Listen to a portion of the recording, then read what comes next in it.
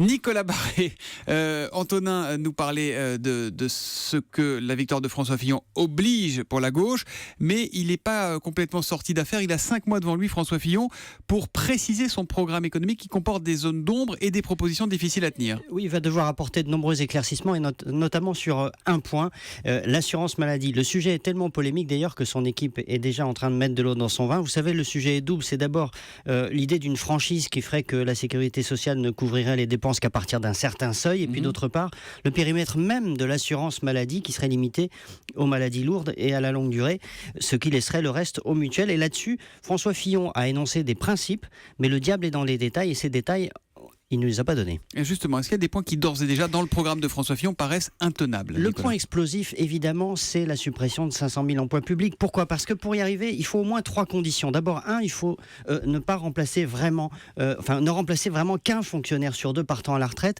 Or, on sait que c'est impossible dans certaines administrations, notamment à l'hôpital qui emploie 1 million de fonctionnaires. Donc, ça veut dire qu'il faudra faire davantage ailleurs. 2, ça suppose de ne renouveler aucun poste de contractuel pendant tout le quinquennat.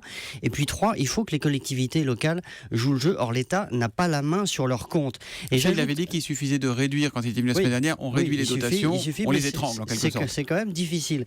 Et puis d'autre part, il y a un point qui n'a jamais été relevé, c'est que le programme de François Fillon reporte l'âge de la retraite de 62 à 65 ans. Or, ça vaut pour les fonctionnaires.